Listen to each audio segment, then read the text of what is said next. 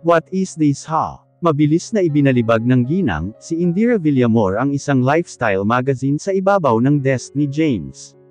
Mahihinuhang galit ang ina. Isa-isa nitong pinalabas si Polly at isa pang tauhan na kasalukuyang kausap niya. Out! Dumadagandong ang boses nito nang hindi kaagad makalabas si Polly. Galit nga ito. Ang sa tuwina ay kapitapitagan, at composed na babae, ay tila tigreng naghuhurementado sa harapan niya.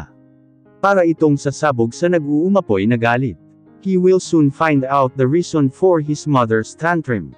Come on mom. Kadarating ninyo lang ni dad mula sa ibang bansa, pero ito agad ang isasalubong mo sa akin.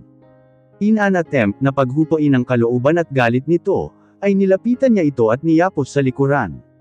But his mother remained dead serious. You married that woman. My God! Are you out of your mind? Pinuklat nito ang pahina kung saan buong-buong nakalathala ang mga larawan nila ni Patrice, habang magkahalikan. Kuha iyon sa pinakaunang party na pinagdalhan niya kay Patrice. Sumusunod sa bawat kumpas ng kamay nito ang gold bracelet na suot nito. I am so furious James. That woman, siya pa ang ipinampulit mo kay sorry. Bumangon ang bahagyang yamot niya sa ina. Hindi niya iyon naitago. She has a name mom, and you know her. Nagtungo siya sa gilid ng glass wall, at itinuon sa kalangitan ang pansin habang nakapamiwang. She is already my wife mom. You should at least learn to accept that. She is part of the family now, my wife. Sinambit niya iyon ng may diin. There was a glint of possessiveness in his voice. Gusto niyang ipaintindi sa ina ang papel na ginagampanan ni Patrice sa buhay niya ngayon. His sweet and innocent Patrice. If you only married her to spite sorry then, Patrice is a very bad choice for a replacement. My God James. Grow some decency in your spine. Have some taste. Why, ma? What is so wrong with her? He felt protective of Patrice.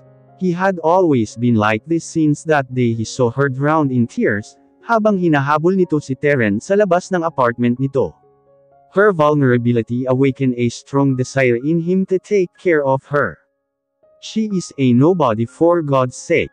Walang class at finesse. A maid. And if it isn't sorry there is Stella or any other woman, na hindi ka iyahiyang iharap sa mga kaibigan at kauri mo.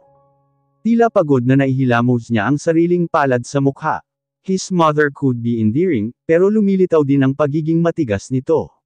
By the looks of it, hindi nito basta-basta matatanggap si Patrice bilang asawa niya. Stella is just a friend, a business associate, giit niya. He and Stella have gone a long way at pagkakaibigan, yun lang ang maaaring magkaroon sila. This is unacceptable James. I couldn't accept her to be your wife. She couldn't be part of our family. Pinulot ng ina ang LV bag nito at nagmarcha palabas ng opisina. Ang tunog ng stiletto nito ay nag-echo sa kabuuang silid niya. Nang siya namang pagpanhik ng ama sa opisina. Don't mind your mother son. Pagod lang yun. His dad's smiling face is the most welcoming presence he needed today. Dad. Sumugod siya ng yakap sa ama. 3 buwan ding nanatili sa US at sa ibang bansa ang mga magulang, para sa gamutan nito, at nang matapos ay nagpas siyang maglibot muna sa Europe. Dad, baka mabinat kayo. Son, I am as strong as a bull. Naglibot na nga kami ng mommy mo sa iba't ibang bansa. Isa pa, pancreas lang ang ginamot sa akin. Kung tutuusin, we were in the US for a vacation. Natatawang inalalayan niya itong maupo sa couch, at kinuha ang cane at inihimpil sa umbrella rack sa isang gilid. Matanda na rin ang ama niya. Ang tagal kasi nitong natali sa negosyo nila at may edad ng nag-asawa.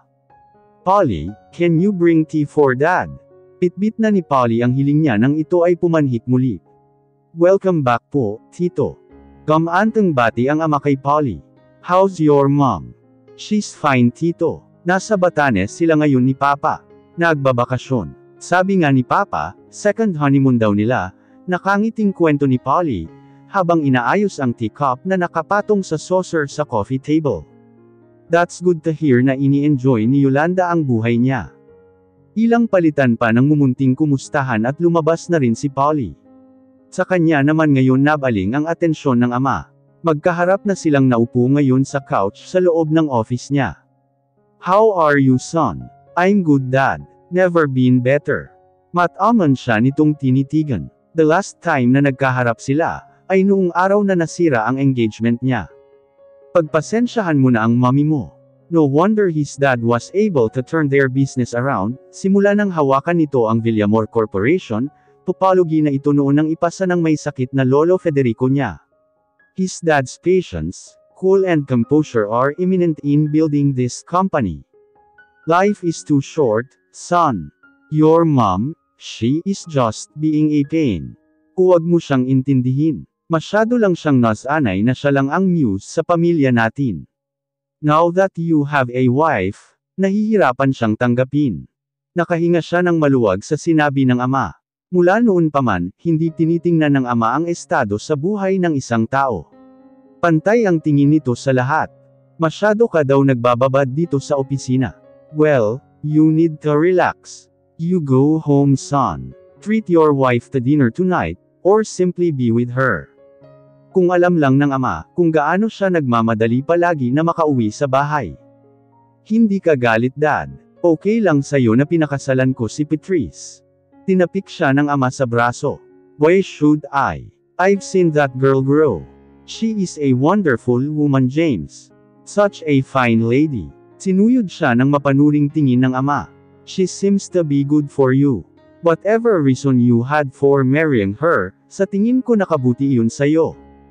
Ilang saglit ding nanatili sa opisina ang ama, naglibot pa ito sa mga departamento, at nakipag-usap sa ilang executives bago ito umuwi. Ang ina niya ay nauna nang umuwi, at dadaan pa raw muna sa mga kaibigan. "Lagi mong tandaan, family is much more important than any wealth man could ever accumulate." Ang bilin ng ama bago tuluyang umalis. Going home to Patrice was always something he looked forward to every day. Kapag nasa opisina ay umuukil-kil sa utak niya ang pag-uwi sa bahay, naglalakbay ang utak niya sa tagpong iniwanan niya sa kama. Alone and in silence, he had become addicted to her. To her scent, to her shy smile, to her unassuming demeanor. Maamong mukha ni Patrice ang nais niyang huling makita pagpasok niya sa trabaho, at ang nais niyang maratnan sa bawat pag-uwi niya. It was unplanned, yet, he fell into the trap, Patrice trap. Napaka-imposible nang makaahon pa. They fell into a routine. Sa gabi ay buong init niyang inaangkin ang asawa, bago ito bubuhatin pabalik sa silid nito. Pagkagising niya, ang silid kaagad nito ang tinutungo niya, at magaganap na naman ang mainit na tagpo sa pagitan nila. Doon na siya nagsa-shower, habang naghahanda ng agahan niya ang asawa. Aaminin niyang minsan ay napapagod na siya sa ganoong setup. Finally, he is home. Sinadya niyang ipirada ang sasakyan ilang metro ang layo mula sa tarangkahan. Today, he felt like doing it. Kabado siyang naglakad na di moari. Come on, Jay. Umuuwi ka lang sa asawa mo. There she is. Abala sa pagpupro ng mga rosas sa hardin malapit sa pool. Nakalatag sa mesa sa isang sulok ang mga gardening tools nito. Nakasuot ito ng strapless floral cotton dress. Absorb sa ginagawa, at di namamalayang kanina pa niya ito tinatitigan, ng lingid sa kaalaman. Napangiti siya nang makita ang pandan hat, na nakapatong sa working bench. Naglakbay ang diwa niya sa pitik sa alaalang iyon ng Louisiana. Namaybe ang mga mata niya sa kabuuan ng asawa. Mula sa talampakan nitong nasa sapinan ng gum ang tsinelas. Spartan. Napangiti siya nang ang brand na ito ang hinanap nito, minsang nagtungo sila sa mall. Boy Spartan. Yan kasi ang binibili namin noon nang namayapa kong lola sa probinsya. Namiss ko ang lola ko, kaya gusto kong bilhin, umakyat ang mga mata niya. Sa mga binting na aaninag sa suot nitong hanggang mid-calf ang haba, up to that shapely bosom, na kay sarap damhin sa mga palad, paakyat pa sa maliit nitong baywang, na bumabakat sa damit, at paitaas sa exposed na braso, balikat at leeg. That nape of hers na may naglaglagang mga hibla ng buhok, mula sa loose na pagkakaipit na clamp, napangiti siya.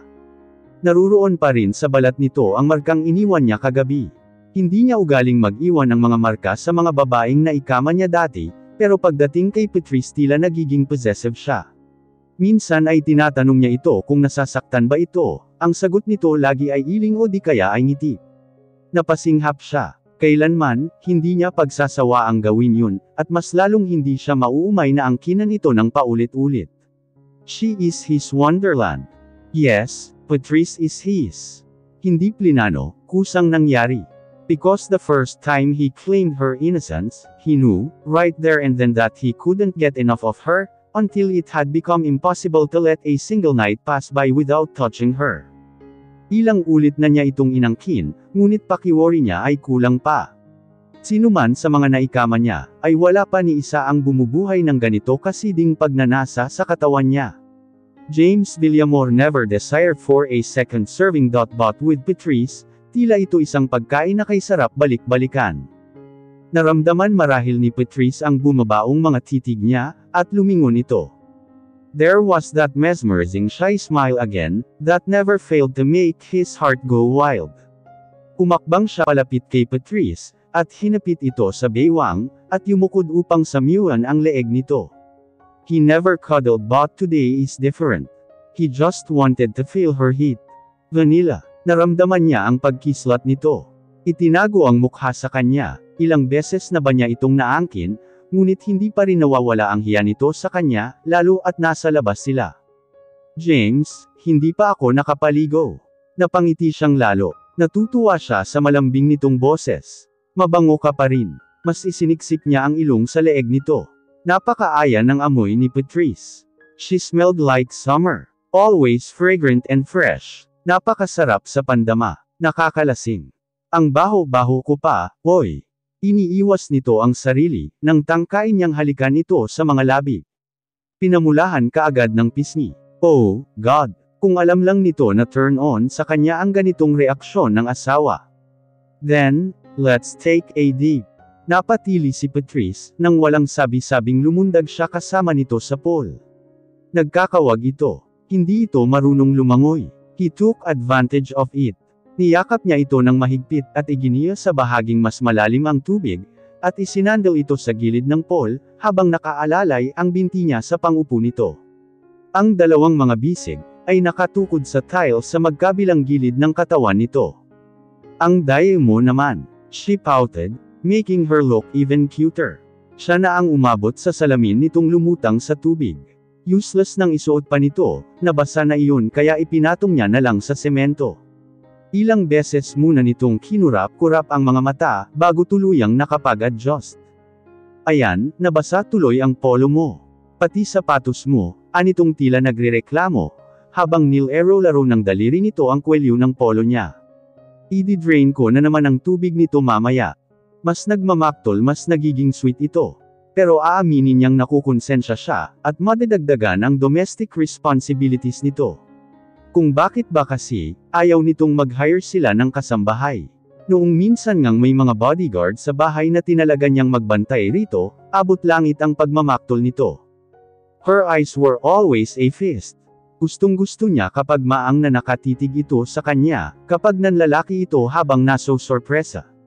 At mas gusto niya kapag namumungay ang mga iyon, kapag inaangkin niya.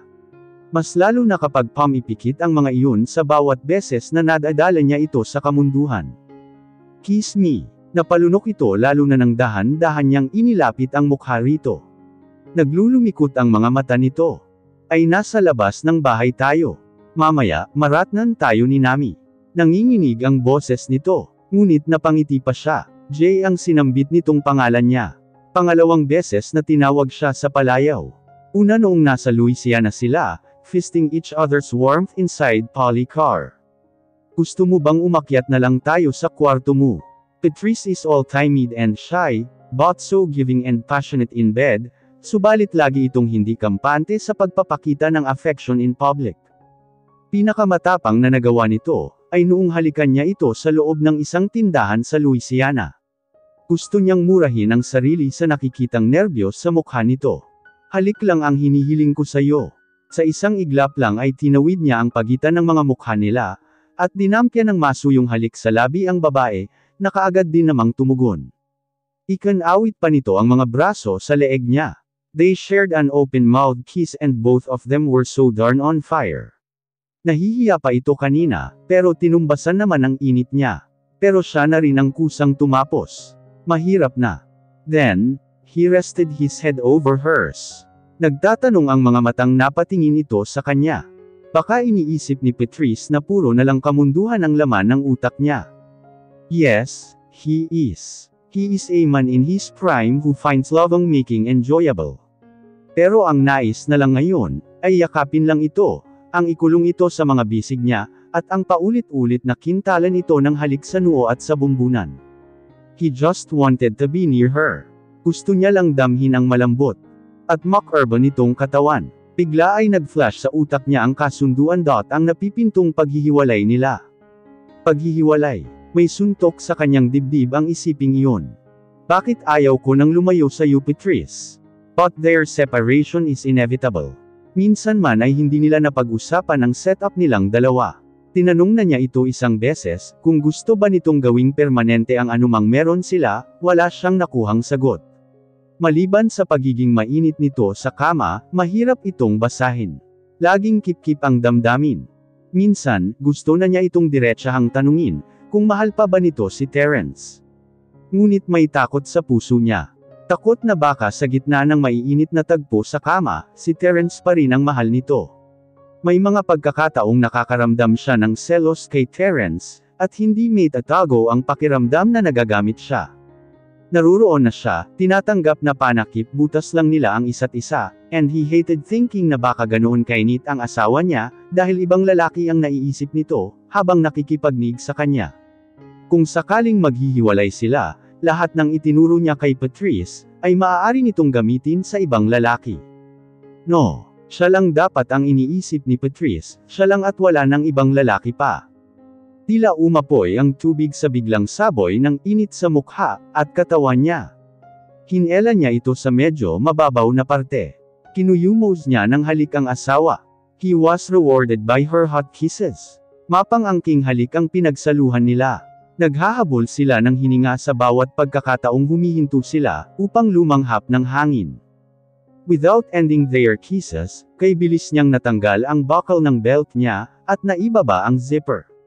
Ang isang palad ay nakasuporta sa edge ng poolside, habang si Patrice ay ikinulong sa dalawang palad ang kanyang mukha. Namaybe ang kaliwang kamay niya, pababa sa gitna ng katawan nito. On cue, Patrice parted her, giving him access to where his palm was leading. Gamit ang kamay hinawi niya ang tel ang nakatabing roon, at walang seremonyas na yinakap ang sarili rito. Jay, sambit nito sa pangalan niya, habang nakayakap sa kanya ng mahigpit. Ang mga binti ay kusang lumangki sa baywang niya. Mas humigpit ang sarili niya sa katawan nito. God, being beside of her is heaven, sunod-sunod na kumawala sa lalamunan nito sa bawat makapangyarihang pagsugod, at pag-atres na sinasadya niyang gawing mabagal. That's it, baby. Ako lang dapat ang magpapasinghap sa iyo ng ganito. No one else. Not Terence or any other man. Ako lang. Mahal na ba kita? Napatda siya sa naiisip. His feelings towards her confused him in so many ways. At natatakot siya sa magiging kasagutan. Ayaw niyang magmahal ng isang babaeng iba naman ang nilalaman ng puso. Patrice could still be in love with that Terence. Iniyakan at gustong ang pag-alayan nito ng sarili. Aksidente lang naman ang unang nangyari sa kanila. Then they found themselves to be compatible in bed, kaya hinayaan nilang mag-enjoy ang mga sarili. Physical, hanggang doon lang sila. Patrice is one great lover. No demands, no rules. Nag-iinit kapag nasa saling niya. Kapag natatapos at iniiwanan niya ito sa kama, wala siyang naririnig na reklamo. Di kagaya ng ibang babae, na isang beses pa lang na naikama at gusto ng bakuran siya. Noong una, convenient sa kanya ang anumang meron sila. Kalaunan, naghahanap na siya ni katiting nitong reaksyon at pag-alma. Wala siyang makita. Kagaya ngayon, namumula ang pisngi nitong inaayos ang sarili. Nahihiya at hindi makatingin ng tuwid sa kanya. This is the very first time na may nangyari sa kanila sa labas ng bahay. Galit kaya ito? Napipilitan kayang pagbigyan ng init niya. Nababastusan na kaya sa mga advances niya. Nakaahon na sila ng pool, tapos na ang mainit na tagpo sa tubig. Pero, wala man lang siyang marinig na salita mula rito, maliban sa pagtatanong kung gutom na ba siya, Patrice. Kay dami niyang gustong itanong, pero walang anumang salitang namutawi sa bibig niya. He is becoming gay. He wanted to be needed beyond this, yun ang gusto niyang sabihin pero napipipi siya. Pasok na ako sa loob. Sumunod ka na rin at magbihis, baka sipunin ka. Ihahanda ko na rin ang pamalit mong damit. Nakadalawang hakbang pa ito, nang hapitin niya ito sa baywang at yakapin. Why can't you need me beyond this, Patrice? Mariin siyang napapikit habang nakabaon ang mukha sa buhok nito. He planted tender kisses on her hair. Natuklasan na lang niya ang pagpatak ng luha sa kanyang mga mata. Kumalo iyon sa droplets ng tubig na bumagsak, mula sa kanyang basang buhok. It was the very first tear he shed for a woman. He is crying. Why? He didn't have an answer. O mas tamang sabihing takot siya sa magiging kasagutan ng sariling kalituhan. Mr. and Mrs. Villamor. Umalangaw-ngaw ang malakas na boses ni Klein nang sumalubong pagpasok nila sa butik nito. Oh, my. I'm so glad you paid me a visit again.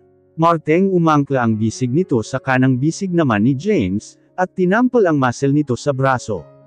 Nagunahan sa pagkalansing ang mga maliliit na batong nakalaylay sa bracelet nito, dahil sa ginawa. Makailang beses na ring si Klein ang umaasikaso sa mga damit na susuotin niya, kapag dumadalo siya ng functions, kaya naging malapit na rin ito sa kanya. So, what are we here for? Wala siyang kahit ideya kung ano ang ginagawa nila ni James rito. Panipip. Most probably, bibili ng damit pero hindi ko alam para saan. Kanina matapos ang agahan, ay napansin niyang tila walang balak na umalis si James. Inutusan siyang magpalit ng panlakad na damit, at may pupuntahan daw sila.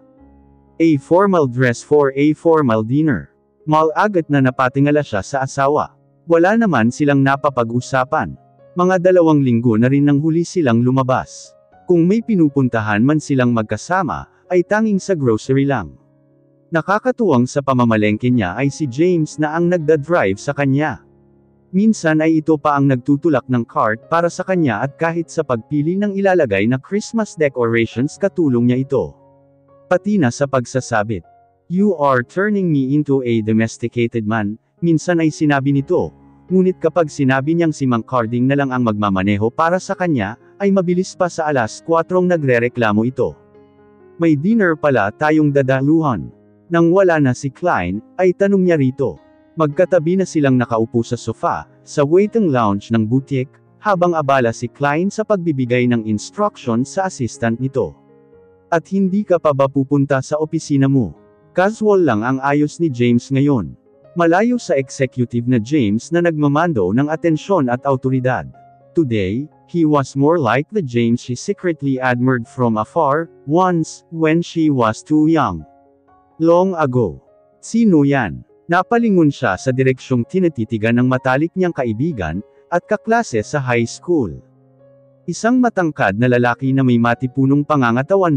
Ang naglalakad na tila si Achilles sa gitna ng basketball court, sa public high school na pinag-aaralan niya.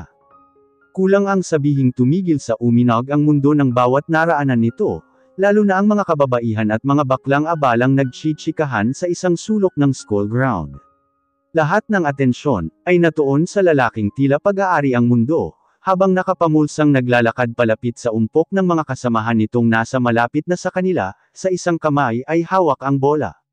Lahat pati na siya. Ano bang ginagawa niya rito? Natanong niya sa sarili. Sa dami ng pwedeng maging recipient ng outreach program ng mga mayayamang estudyante, ay ang kanilang public high school pa talaga ang napili. Worst, isa siya sa mga napiling recipients ng awa, ng limos na mga used objects na pinaglumaan ng mga ito. Mga pinaglumaan na nga ni Sorry ang mga gamit niya, pinaglumaan pa rin ang tatanggapin niya ngayon. Hay! Napalunok siya nang sa mismong harap niya, ay huminto si James at binati siya. Ilang beses na bang nagagawi sa mansyon ng mga kabalyero si James, pero ni minsan ay hindi sila nag-uusap.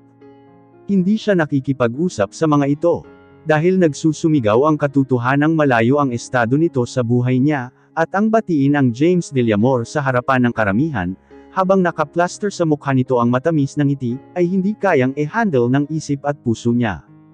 Sa hindi niya malamang dahilan, ay tumungo siya at hindi sinagot ang pagbati ni James. Gusto lang naman niyang itago ang pamumula ng mukha, dahil ang lahat ng mga mata ng mga naruroon, ay sa kanya na natuon. Ayaw niya ng ganitong atensyon, masyadong nakakahiya.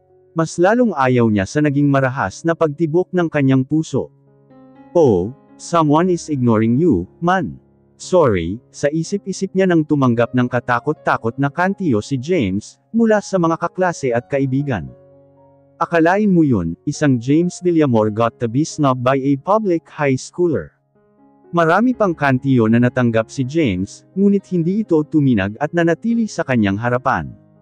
May pakiramdam din siya na sa kanya nakapako ang paningin nito. Napapahiya ba niya ito? Bakit ba naman kasi ito?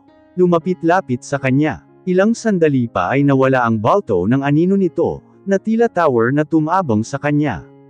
Naramdaman na lang niya ang paglayo ni James sa kinaroroonan niya. Pailalim niya itong sinulyapan, at natuklasan niyang nakalingon ito sa kanya. May kung anong puminta sa mga mata nito, yun bang parang nasasaktan.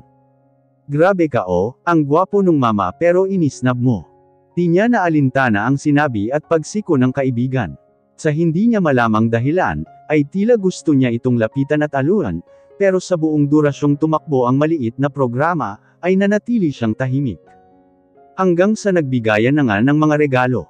Pinali niya silang mga recipient sa harap ng stage, at isa-isang binigyan ng mga pamaskong handog. Nakasilid sa brown paper bags ang mga iyon. Patrice, right? Ha? Nagangat siya ng mukha sa nakangiting nagtanong. I believe, this is especially for you. At ubili siyang tanggapin ang mas malaking gold metallic paper bag, na bukod tangi sa lahat ay may nakasulat na Patrice sa magandang sulat kamay. Personal ang dating noon sa kanya. May haplos sa kanyang puso. Si James lang naman ang nakakaalam ng pangalan niya. Pero hindi niya tinanggap. Hindi ko yan matatanggap. Hindi dahil sa ayaw niya, kundi dahil sa pressure at kantiyo ng mga kaklase. Ang batang puso niya rin, ay masyadong nalilito sa biglaang pagpapakita ng espesyal na trato sa kanya. Aasawahin nga ito ni Sorry di ba? Narinig niya ang usapan kagabi nang di sinasadya. Alam ng Diyos kung paano siya nanlumo sa narinig. Hindi niya maintindihan ang sarili. Kapag nasa bahay ng mga kabalyero si James, palihim niya itong tinatitigan. Pero simula kagabi, pinanggako niya sa sarili na hindi na niya ito titingnan pa kahit kailan. Kasalanan yun. Tanggapin mo na. Iling lang ang naging tugon niya. Ayaw mo talaga. Mariing iling ang tugon niya. Ang may bitbit ng paper bag, ay napalingon sa gawing kinaroroonan ni James. Tila may lihim na pag-uusap ang mga ito sa mga mata.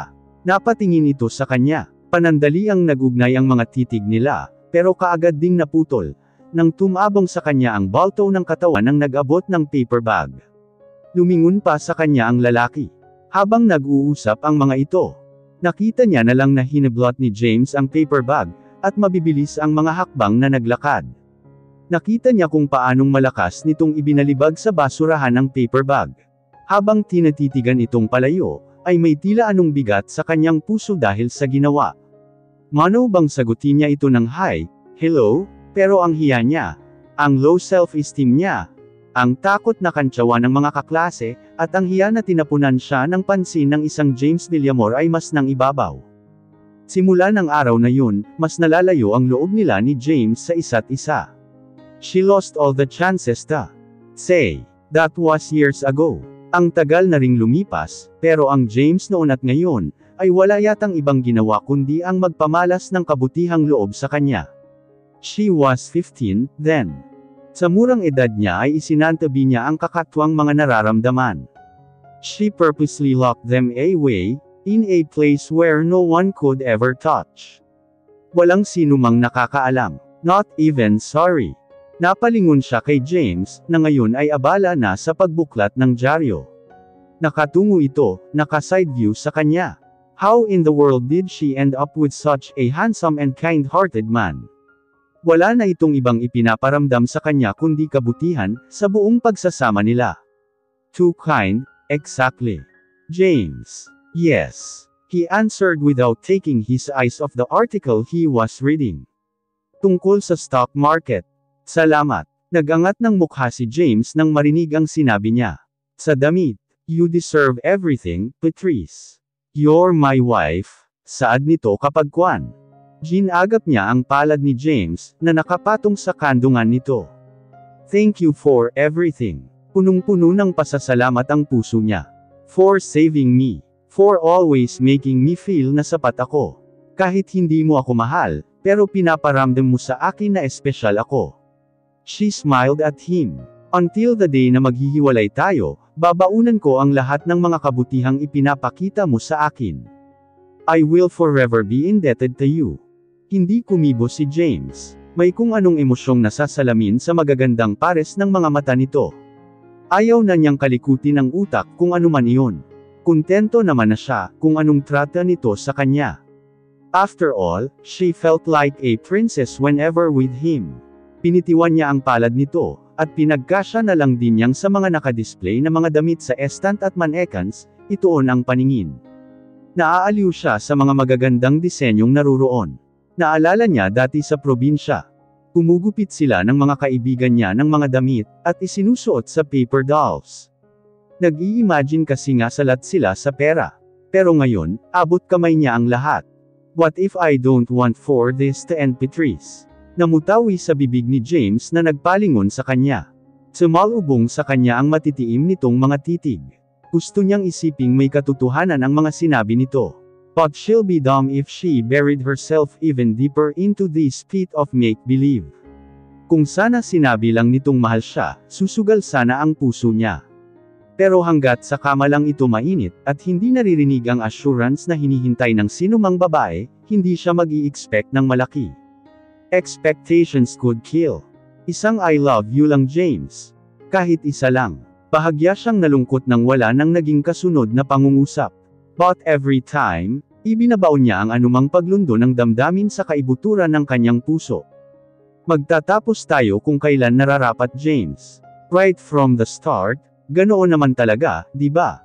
Pero habang asawa mo pa ako, enjoy ko muna ang mga perks ng pagiging asawa mo, ng pagiging isang Mrs. James Villamor. Estado na pinapangarap ng karamihan, pero libre kong naaabot. While this lasts, I will act as your loving wife and be your loving wife. Sa paraang yun man lang, ay magawa kong iparating kung gaano kita pinasasalamatan. Umawang ang bibig ni James. Tila may sasabihin, pero hindi na ituloy nang siyang paglapit muli ni Klein. Excuse me, ang lagkit naman ng tinginan. Lalanggaman na kayo niyan. Baka wala nang papasok dito sa shop ko. Natatawa siyang nagbitiw kay James, at naglakad kasunod ni Klein. Hatid siya ng tanaw ni James. Ramdam niya ang nakasunod na mga titig nito, hanggang sa makapasok siya sa isa pang silid, at iwanan ito sa lounging area. Do you want to show him? Iling ang naging sagot ni Patrice, sa tanong na iyon ni Klein. Hindi niya inaalis ang titig sa full-body mirror sa kanyang harapan. Gusto mo siyang isorpresa? Good for you at baka gapangin ka ng asawa mo sa harap namin.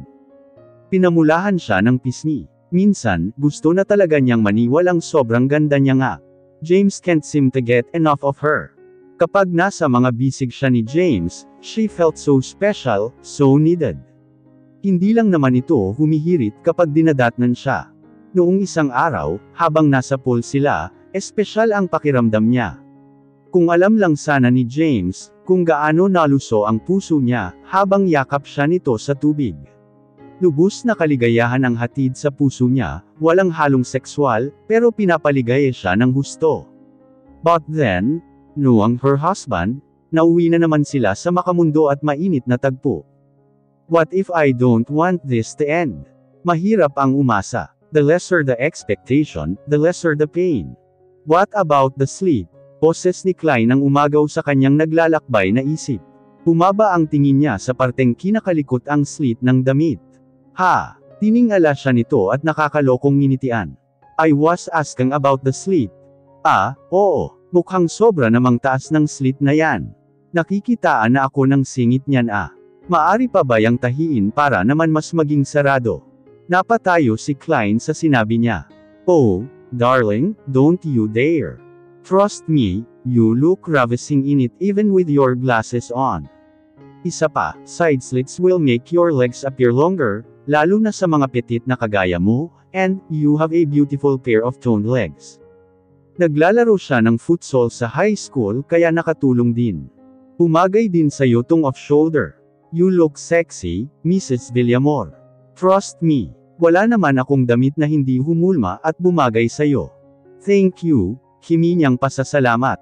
It was customary, may pumuri kaya nagpasalamat siya. Napatitig ito sa kanya. Hindi ka naniniwala na may sarili kang ganda. Natatawang iniharap siya ni Micah sa salamin. If I were your fairy godmother, malamang na binuto ka na kita for being so ungrateful sa papuri ko sa'yo. Maganda ka, kaya ang asawa mo, sa kabila ng pagiging abala, ay nagawa pa talagang tumambay pa sa labas, at kinaligtaan ang mga gawain. Noong James, he is a busy man. Ngiti lang ang naging sukli niya. Madalas nga niyang marinig sa mga kasamahan, na nagreklamo ang mga ito sa mga asawa, o boyfriends na walang tiyagang hintayin o samahan ang mga ito. Pero si James, ito pa talaga ang nagbibitbit ng handbag niya. Klein, ganoon mo ba siya kakilala? I mean, iyong family niya. She wanted to sound as casual as possible. Spying. Yes. Dito nagpapagawa ng damit ang nanay niyan, at siya ang madalas nakasama ni Seniora Indira kapag naririto sila, ilang beses na rin akong nakadalo sa mga pagtitipon nila. James is such an angel. Ang dami niyang gustong itanong at malaman pero nag-aalangan siya. Klein. Nag-aatubili siya kung itutuloy ang tanong. Sa wakas, nagpasya niyang isatinig ang nasa isip parang may harang sa lalamunan niya. Nahihiya siyang talaga. If there were other girls, too, na dinadala niya rito. Nasa pagitan ng natatawa at naa-amuse si Klein sa kanya. Katawa-tawa nga naman siya. She sounded like a jealous wife. Asawa naman talaga siya nito. You know what? The only thing that can ruin a woman, is self-doubt, and believe me, I think he is into you. Talaga, nakakaunawang tinitigan siya ng kuturir sa salamin. At hinawakan ang magkabila niyang balikat. Sa laking tao nito ay mas matangkad pa rin ito. Kahit nakatuntong siya sa pabilog na puting platform. Para sa ikapapanatag ng loob mo, wala pang ibang babaeng dinadala si James rito. Not even sorry. You know Beatrice and sorry, may ibang suki ang mga yon. Itinaas nito ang baba niya. Cheer up girl. Huwag masyadong mag-isip. Confident nga ako sa fafa ko na bakla ako, ikaw pa kaya na babae ka at maganda, at higit sa lahat ay pinakasalan. Whatever reason ng pagpapakasal ninyo, you are still his wife. Legal and official na may karapatang manabunot sa mga asungot na babaeng aali-aligid dyan sa mister mo. Mananabunot. Malayong mangyari, ngunit kakapit siya sa sinabi ni Klein. As of the moment, she will live in fantasy, where she is the princess and James her prince, while reality hasn't started sipang in. Anong gusto mong gawin natin ngayon? Magkaagapay na silang naglalakad sa Greenbelt mula sa shop ni Klein. Hindi ka ba talaga papasok sa office niyan? Baka marami kang gagawin sa opisina ha. James tilted his head. I can always put everything on hold for you, Patrice. May haplos sa puso niya ang sinabi nito. Sobra-sobra na ang ginagawa mo para sa akin, James. But thank you. Sobra-sobra. Kuminto ito at humarap sa kanya. Mabuti na lang, at walang masyadong tao, kundi makakaharang sila sa ali na kinaroroonan nila. Bigla na lang ay hinaplos ni James ang pisngi niya, yung haplos na may suyo, at tuwid sa mga matang ng usap. There is not enough for you, babe. Babe. Tinawag na naman siya nitong babe. Nakikibib lang naman ito sa kanya, kapag nasa height ng pakikipagtalik sa kanya o di kaya ay humihirit. Napapailing na nagpatiuna na lang siya sa paglalakad, baka malunod ng husto ang puso niya. Humabol naman si James at sa isang iglap, ay hawak na ang palad niya. Pinaglingkis pa nito ang mga daliri nila ng mahigpit, parang wala yatang balak na bitiwan. Holding hands sa isang pampublikong lugar, habang naglalakad patungo sa sasakyan. What could be more romantic than this? Hindi kaya ito nahihiya, nakapag-holding hands na sila, pero sa Louisiana yun, malayo sa mga kakilala nito, at mas lalong walang ganitong atensyon. Sobrang nakakataba ng puso. Camera o press na nakasunod. Nevertheless, gusto niya naman ang ginawa nito. Lihim niyang sinuri ang sarili. Hindi naman alangan ng suot niyang hanggang tuhod na dress sa casual outfit ni James. Anong oras na ba? Itinaas ni James ang kanang bisig. At sinuri ang oras sa suot na Cartier wristwatch. 11:15. Malapit na palang mag-lunch. May alam akong kainan. Treat ko. Really? Bakit, hindi ka naniniwalang kaya kong e-treat ang mayamang kagaya mo? Bahagya niya itong tinaasan ng kilay. Never doubted. Nagkatawanan sila. Pagkatapos ay inalalayan siya nitong makasampa sa kotse and like always, ito ang magkakabit ng seatbelt niya. Ginagawa mo talaga akong inutil kapag lumalabas tayo. Why? I should treat you right, remember? That's a standing promise. Hinawakan nito ang baba niya, at kinintalan siya ng halik sa labi. It was just a light quick kiss. Maingat nitong sinarado ang pintuan at lumigid ito sa kabila. Matapos nitong buhayin ang makina ng kotse, at nakiisa na ang sasakyan sa daloy ng trapiko, ay pasalit-salit nitong ginagagap ang kaliwang palad niya, na nakapatong sa kanyang mga hita. Naroroong pagsalikupan nito o kaya ay masuyong pisilin. Minsan ay maglalanding ang mainit nitong palad sa hita niya. Patay mali siya kunwari, ngunit kapag tinataasan niya ng kilay ay ngingiti-ngiting inaalis ang kamay. But certainly, she will miss this for sure. Wala kang investors na imimit. Not a single soul. Meeting. Planchado lahat, I made sure of that. Di ka nababagot na samahan ako. Hey, ano to, question and answer portion? Sort of. Kinindatan niya ito. Whatever she had to say, it was ended by a kiss. Gamit ang kanang bisig, ay kinabig siya nito at hinalikan sa mga labi. She answered back.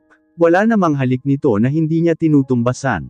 Saka lang siya nito binitiwan, nang magsimulang umusad ang mga sasakyan. Ilang sandali lang ay nasa harapan na sila ng isang turo-turo. Dito niya mas piniling dalhin si James. Siya ang pinapili Namiss ko kasi ang mga ganitong kainan. Noong nasa ospital pa ako, sa ganito ako madalas nanananghalian kapag nakakalimutan kong magdala ng baon. But James never seemed to mind. Challenge lang naman ito, pero nasurpresa siya na walang kaarte-arte itong naupo sa pandalawahang mesa. Hindi naman talaga ito maselan, ilang beses na niyang napatunayan. It's okay. Kinakabahan siya nang libutin ito ng tingin ang paligid. Ang mga mesa sa loob, ay nahahaningan ng plaid tablecloth na pula ang kulay. Nakapatong sa pinakagitna ang payat na vase, na may nakatusok na plastic red rose. Katabi niyon ang napkin holder at canister ng condiments. Sa dingding ay may mga nakasabit na framed pictures ng mga pagkain. Gusto mo lipat na lang tayo? Nakangiwi niyang tanong. Baka napilitan lang talaga siyang pagbigyan. Mukha nga naman itong naligaw rito. Kahit casual lang ang suot nito, agaw pansin ito at halatang mayaman. This place seems nice. Maupo na tayo. Baka napilitan ka lang. He gave her an assuring look. Sanay ako sa ganito. Kaming dalawa ni Dex. Talaga. Namamangha siya sa araw-araw, na may natutuklasan siyang mga bagay-bagay tungkol kay James. Made him more human to her. Yung si Dex. Mukha namang mayaman, pero parang ang rugged niya, no? Ilang buwan na silang magkasama, pero si Dexter pa lang at Stella ang na-meet niyang kaibigan nito. Maliban pa nga kay Polly. History. Napatungo-tango siya. Mind kung magkwento ka. James pouted his lips, at sumandal sa upuan habang pinag-eki sa harapan ng dibdib ang dalawang braso. Tila naiinis ito. Teka nga muna, bakit panay ang tanong mo ukol sa kanya? Nagalit ito. Tituloy niya maiwasang gumuhit ang pilit ng ngiti.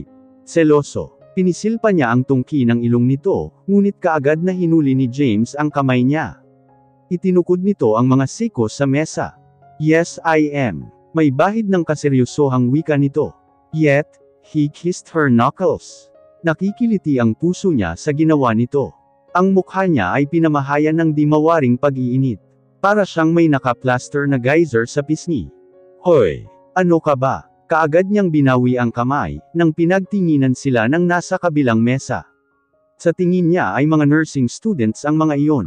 Mga kolehiyalang na magneto yata sa asawa niya. Nakakahiya ka. Ngunit ayaw talaga nitong tantanan ang kamay niya. Siya namang pagdating ng in-order nila. Umuusok pa ang kare-kare na inilapag ng serbedora. Nakakatakam tuloy. So, dig in. Matapos niyang lagyan ng pagkain ang plato ni James, ay nagsalin na rin siya ng kanya. Kumain ka na. Sa halip na samubo ay binalatan nito ang isang sugpo, at hiniwa-hiwa. Pagkatapos ay inilagay sa plato niya ang bite-sized pieces na seafood. Alam kong paborito mo yan. A simple gesture with big impact. Napaka-endearing. Napapangiti tuloy siya, habang tinusok-tusok na ang pagkain. Well, thank you. Nakakatawa. Mas sumasarap yata ang pagkain si James ang nagbalat. Pakiramdam niya mas mauunang tataba ang utak kesa sa katawan mismo, at lahat na yata ng kolesterol na galing sa sugpo, ay sa kanyang puso maiipon. Because right now, bumibigat ang puso niya sa tuwa. Anong gusto mo for dessert? Kahit ano. I know a place. Puntahan natin later. Kung saan-saan ako ang usapan nila, habang nanananghalian. Madalas ay nagkakatawanan pa sila. Napakagaan lang ng araw na ito. Yet, no one talked about Terence, Sari and their future. Their fate had always been an unspoken taboo. Pero masaya na siya na natatapunan siya ng ganitong pansin ni James. Okay na siya. No flowers, no chocolates, no I love yous. Just time, and it is more than enough for her. Espesyal na ang pakiramdam niya. Matapos kumain ay dinala nga siya ni James sa sinabi nito. Le petit soufflé. Nalula siya sa plateng ng mga dishes. Not the dessert type of person, pero natakam siya sa mga nakikita sa menu. Paano mo nalaman ito? Barako. Ito at very feminine ang desserts. Mom brought me here. Napatingin siya kay James. Indira Villamor. One of these days, maghaharap sila ng ginang. Hindi pa man ay kabado na siya. Pero sa ngayon ay hindi muna niya iisipin ang mga bagay, o taong makakasira sa magandang mood nilang dalawa. Si James na ang umorder para sa kanila. Burnt cheesecake para rito, at dahil busog pa naman siya, nagkasya siya sa matcha na lang. Habang hinihintay ang order, ay pinagkatuwaan niyang libutin ng tingin ang interior ng restaurant. Sosyal at namamahalan siya sa presyo. Kontento na kasi siya sa sundae at float ng Jollibee. Mauubos mo yan? Tanong niya kay James nang sa wakas ay dumating ang order nila. Why, hindi mo ba ako tutulungan? Sige na nga, masarap din naman. Light lang at napakasarap ng caramel. Maliit siyang babae kaya nililimitahan niya ang sugar at carbs, kahit hindi naman talaga siya tabein. She earnestly watched her food intake, lalo na ngayong may asawa na siya. Mamaya, mawala ang curve niya, mauumay si James sa kanya. Natatawa siya sa naiisip, may sexual na kalakip yun. Anong paborito mong dessert? Out of the blue ay tanong naman ni James. None in particular, di ako mahilig sa desserts. Ikaw? Ngumiti ito ng nakakaloko. Alam mo na yun. Napahinto siya sa pagsubo, at naninangkit ang mga matang tinitigan ito. Alam na niya ang pinapanto nito. Kita sa pagtaas-baba ng mga kilay at pagtitig sa dibdib niya. Ang makasalanan nitong mga mata, ay hamagod pa pababa sa gawing hita niya. Petri sweet and yummy, kurot sa tagiliran ang nagpatigil sa pagsasalita nito. Natatawa naman nitong sinalag ang kamay niya, at nang mahuli ay maagap na ikinulong sa malaking palad nito. Preliminary pa lang ito, babe. Mamaya I will have you in full serving, naked and hot and oozing with creaminess and sweetness. James. Natatawang nagpatuloy lang ito sa pagsubo. Humihirit pa talaga. Natapos nila ang dessert na busog ang pakiramdam niya, kaya naglakad-lakad muna sila sa loob ng Century Mall, patingin-tingin sa mga naraanang mga bilihin. Wala ka bang bibilhin? Wala. Ano pa ba ang kakailanganin ko when you provide me with everything I need? Movie. At talagang gusto mo nang ituloy-tuloy ang pagka-cutting classes mo ha? Animo principal na naninirman siya. Well, paminsan-minsan lang naman ito, sulitin na lang natin. Anyway, Polly can reach me anytime. In case, may emergency man sa office. Teka nga, nakapamaywang niya itong tiningala. Inaabuso mo na yata si Polly. Commandant lang ito, saka siya. Hinela sa kamay at naglakad. They just lazily strolled. Walang pagmamadaling sumakay sa escalator patungo sa cinema, at isa-isang sinuri ang mga electronic movie posters. So, which one would you like us to watch? Ikaw na ang bahala. Wala siyang hilig sa movie. Patch Adams pa yata ang pinakahuli niyang pinanood na movie sa DVD. Pinakahuling beses na nagsine siya, si Lynette naman ang kasama. English movie ang napiling panoorin ni James. Bago pumanhik sa sinehan, ay bumili muna ito ng makukukot, popcorn at tig-iisang bote ng mineral water. Napapakapit pa siya sa asawa. Kahit kailan ay hindi niya na-overcome ang pakiramdam, na para siyang malulula at matutamba pagkapasok sa madilim na sinehan. Hawak ka lang sa akin. Yun nga ang ginawa niya. Hanggang sa makaupo na sila. At naayos na ni James ang pagkakalagay ng snacks niya sa upuan, ay saka siya nakampante. Ngunit nagsimula na at lahat ang palabas ay nakaakbay pa rin ang asawa sa kanya. Lalaki kasi ang katabi niya. Minsan ay nahuhuli pa niya ang asawa, na masama ang tingin sa lalaki, kahit wala naman itong ginagawa. Napapangiti na lang siya na halos ibaon na nito sa kilikili ang mukha niya, para lang mapalayo sa katabi, possessive. I don't like sharing. Ipinagpalagay niya ang kalooban, at nag-concentrate sa palabas, kahit hindi naman niya type ang action movie. Sa kalagitnaan ng pelikula ay may isang intimate scene sa pagitan ng dalawang bida. Provocative ang scene at nakakahiyaan niyang titigan ang screen. Nahihiya siya na di moari, at may butil ng pawis na gumitiw sa kanyang pores. Mas malala pa nga ang mga pinaggagawa nila ni James, pero naieskandalo siyang tingnan. Kahit kailan hindi siya komportableng manood ng mga steamy bed scenes. Hindi sinasadyang napalingon siya kay James. Mistula kasing may puwersang humihila sa kanya. Sa kanya rin pala nakatutok ang pansin ng asawa. Patrice, halos pabulong nitong Ana sa pangalan niya. Ang ilaw na tumatama sa mga mata nito, mula sa screen ay sapat na upang anina Jean ang kakaibang kislap sa mga mata ni James. Goodness! She knew that intense look. It was a look of lust and desire. Ito ang uri ng titig na tumutupok sa kanya sa tuwina. Nang bumaba ang mukha nito palapit sa kanya, ay di siya nag-iwas ng tingin, at hinintay ang paglapat nito sa mga labi niya. Once again, they shared one passionate kiss in the middle of this ocean of people. They became oblivious of how they might look like. Ang importante ay dama nila ang labi ng isa't isa, at naiibsan ang nakakadarang na init. Mabuti na lang at nasa pinakadulong bahagi sila. Kapwa sila lumanghap ng hangin nang matapos iyon. Umaalon pa ang dibdib niya sa magkahalong kaba at excitement. Let's go somewhere else, he murmured on her lips after ending that kiss.